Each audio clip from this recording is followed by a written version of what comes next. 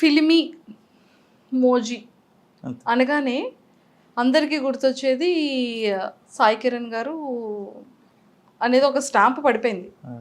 కానీ ఇంటి పేరు కాస్త ఫిల్మీ మోజీ అయిపోయింది ఏంటండి? అండలూరి సాయి కిరణ్ గారు కాస్త ఫిల్మీ ఫిల్మీ మోజీ మోజీ సాయి కిరణ్ అనేది అయిపోయింది. అవును. సో ఎలా అనిపిస్తుంది అది? జనం ఇచ్చిన పేరే కాబట్టి అంటే మనం నేను పెట్టిన పేరే మళ్ళీ జనం నాకే ఇచ్చారు తిరిగి. హ్యాపీ అండి. హ్యాపీ అంటారు.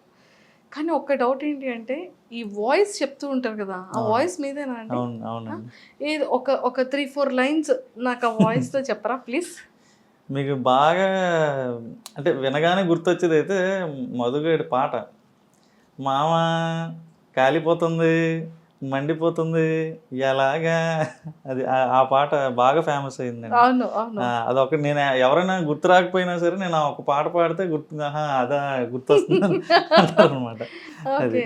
సో మొత్తం వాయిస్ డబ్బింగ్ అంతా కూడా మీరే? నేను చాలా మంది అంటే సెపరేట్గా డబ్బింగ్ ఆర్టిస్టులు అంటూ లేరు. Hmm. ఎవరైతే దీనికి వర్క్ చేస్తున్నారో వాళ్ళే డబ్బింగ్ చెప్తారనమాట. ఓకే. మరి ఫీమేల్ ఇప్పుడు నా వైఫ్ ఉంది ఐశ్వర్య, అలాగే కార్తీక్ అన్నల వైఫ్ ఉన్నారు స్వాతి వదిన, వాళ్ళే అటు ఇటు మాడ్యులేషన్ మార్చి మళ్ళీ కార్తీక్ అని వాళ్ళ ఇంట్లో లేడీస్ అందరూ డబ్బింగ్ చెప్తారు. ఓకే. సో వాళ్ళు వర్క్ చేసుకున్న వాళ్ళు కొంతమంది, హౌస్ వైఫ్స్ కొంతమంది, వాళ్ళే మన దానికి డబ్బింగ్ చెప్తారనమాట. సూపర్ అండి. నిజంగా చాలా చాలా బాగుంది. అంటే సాయి గారు అంటే ఈ థాట్ అనేది ఎలా పుట్టింది? ఎప్పుడు పుట్టుకొచ్చింది? అసలు స్టార్ట్ చేసేటప్పుడు సోలోగా స్టార్ట్ చేశారు నేను కార్తీక్ గారు. సో ఇద్దరు కలిసి స్టార్ట్ చేశారు. అవునండి. ఓకే. దీనికి బిఫోర్ మీరు ఏం చేసి ఉండేవాళ్ళు? నేను యాక్చువల్లీ బ్యాచిలర్స్ ఆఫ్ మల్టీమీడియా చదివాను. చదువుతుండగానే నేను ఫోటోగ్రఫీ నాకు ప్యాషన్ అండి ఫస్ట్ నుంచి కూడా. సో కెమెరా కొనుక్కొని ఫ్రీలాన్స్ కింద అది కూడా చేసేవాడిని అనమాట. సో వెడ్డింగ్స్కి వెళ్ళడం, సో వెడ్డింగ్ ఫోటోగ్రఫీ అలా నాకు ఫోటోగ్రఫీ ఇది ఉండేది. ఓకే. సో అలా హైదరాబాద్లోనే చేసేవాడిని. విజయనగరంలో ఏమైనా పెద్ద వెడ్డింగ్స్ ఇలా తగిలితే వచ్చేవాడిని అనమాట. విజయనగరం వస్తుండేవాడిని. చదువుకోవడానికి హైదరాబాద్ వెళ్ళా. ఎడ్యుకేషన్ అంతా కూడా హైదరాబాద్. బాట్ ఆఫ్ బోర్న్ అంతా కూడా విజయనగరం. సో ఒక 5 years ఉన్నాను హైదరాబాద్లో. లాస్ట్ అంటే మల్టీమీడియా చదవడానికి నేను హైదరాబాద్ వెళ్ళాను. సో మల్టీమీడియా అయిపోయిన తర్వాత కరెక్ట్గా కొన్ని మూవీస్కి విఎఫ్ఎక్స్ చేశాను అనమాట. విఎఫ్ఎక్స్ నాకు స్పెషలైజేషన్ మల్టీమీడియాలో. సో కొన్ని మూవీస్కి విఎఫ్ఎక్స్ అది అయిపోయిన తర్వాత కరోనా వచ్చింది. సో బాధపడాల్సిన పని లేదు, నాకు మంచి జరిగింది. సో కరోనాలో దీన్ని అంటే సీరియస్గా స్టార్ట్ చేసాం. దానికి ముందే చిన్నగా ఏదో మనం కుర్రతనంలో ఏం చేస్తాం, పేర్లు పెట్టి పేజీలు స్టార్ట్ చేసేస్తాం, కానీ దాన్ని నడిపించే అలా కుర్రతనంగా పెట్టిన పేరు ఏమైనా ఉందా? అదే ఫిల్మీ మోజీ అండి. అదే కుర్రతనంగా పెట్టిన పేరు ఇంత ఫేమస్ అయిపోయింది. లేకపోయి ఉంటే మిడిల్ క్లాస్ మధు అనే స్టార్ట్ చేద్దాం, ఛానల్ పేరే మిడిల్ క్లాస్ మధు అయిపోదును. సో ఫిల్మీ మోజీ అనే పేరు యాక్చువల్గా అంటే ఏదో ఒక చేద్దాం అనేసి కార్తీక్ అని స్టార్ట్ చేసాడు ఆ పేరుతో. ఓకే.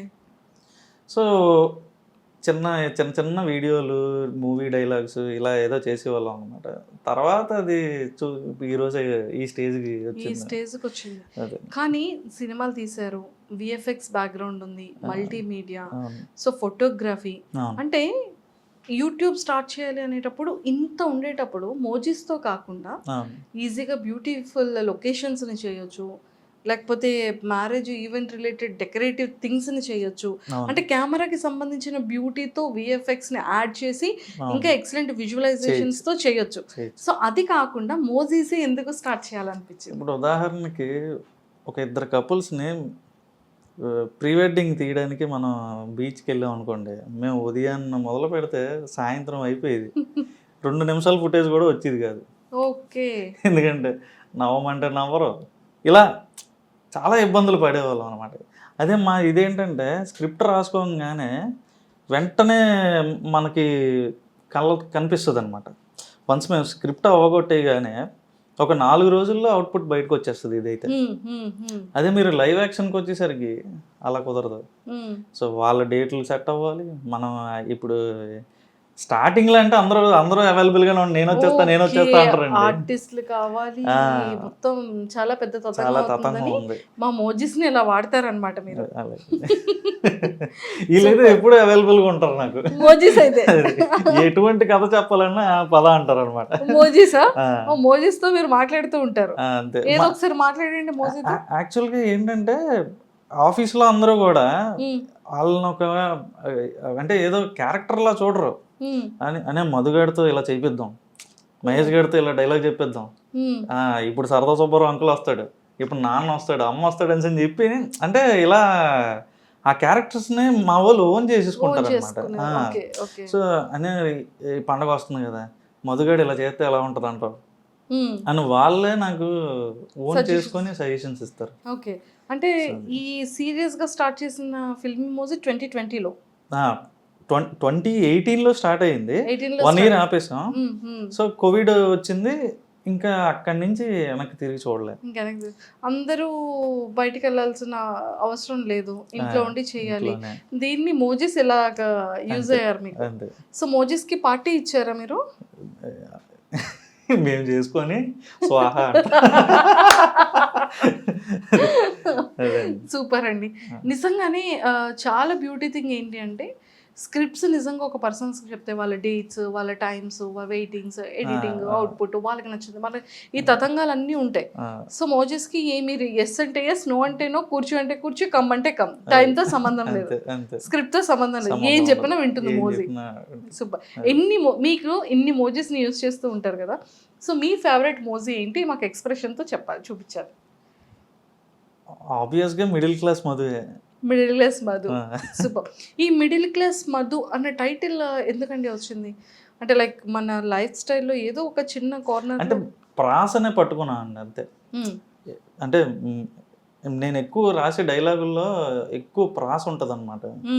సో ఒక స్టార్టింగ్ అంటే పదాలు మళ్ళీ రిపీట్ అవుతూ ఉంటాయి అనమాట. ఇప్పుడు పాత స్టార్ట్ అయితే మళ్ళీ పాత అంటే వేరే పదం రావడం, ఇలా ప్రాస ఎక్కువ ఉంటుంది. మనకు తెలుగులో ఉండే బ్యూటీ అదేనండి. సో ఎక్కువ అంటే ఒక అక్షరంతో చాలా రాయొచ్చు అనమాట. సో అలా మిడిల్ క్లాస్ మధు మా కలిసింది కదా అని అలా పెట్టాను. సో మాదాపూర్ మహేష్, మచ్చలేని మహేష్, మేకు చుట్టూ మహేష్, సో ఇలా సరదా సుబ్బారావు, సో ఇలా అనమాట. సో ఇలా పేర్లన్నీ ఇవే. సో అలా కొంచెం నాకు తెలిసిన మిడిమిడి జ్ఞానంతో పెట్టా, కానీ అవి చాలా పెద్ద పాపులర్ అయ్యాయి. అండ్ స్క్రిప్ట్ రైటింగ్ కూడా చాలా ఇంపార్టెంట్ అండి. ఖచ్చితంగా కదా. ఒకటి ఇంత మనం మోజీస్ని అట్రాక్టివ్ చేయాలి అన్నా మనం అడల్ట్స్ పెద్దవాళ్ళం, కానీ పిల్లల మైండ్కి తగ్గట్టుగా పిల్లల్ని అట్రాక్ట్ చేసే విధంగా, అలాగే పెద్దవాళ్ళని అట్రాక్ట్ చేసే విధంగా మెసేజ్ ఓరియంటెడ్గా చేయడం అనేది వెరీ బిగ్ టాస్క్ అసలు, కదా.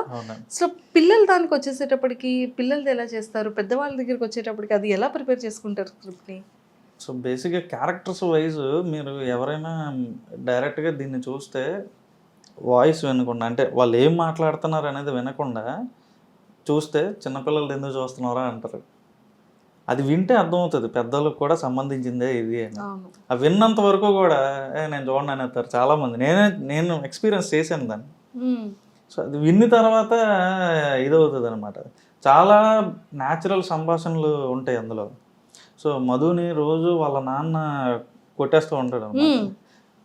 బండి మీద ఎవరే అంటాడు సార్, ఉదాహరణకి ఒరే ఏదో చూసుకోకుండా చేయి తగిలింది, నువ్వు ఏదో ఫీల్ అవ్వకుండా అంటే, నాన్నగారు ఇంక మీరు నన్ను కొట్టడం తగ్గించాలండి, ఇంకా ఇంత నాకు 18 ఏళ్ళు వచ్చిన తర్వాత కూడా ఇంకా అలాగా నన్ను కొడితే ఎలాగండి అనేసి ఒక డైలాగ్ ఉంటుంది అనమాట. మీకు ఆ క్లిప్ పంపిస్తాను నేను. సో అలాంటివి చాలా అనమాట. సో అంటే నేను మిమ్మల్ని గుద్దీసి ఏదో సరదా తగిలిందంటే మీరు ఊరుకుంటారేటి, సో ఇలా మాట్లాడుతుంటారు వాళ్ళ నాన్నతో, ఎర్రెత్తిస్తుంటాడు అనమాట. సో అవన్నీ జనాలకి బాగా నచ్చుతుంది.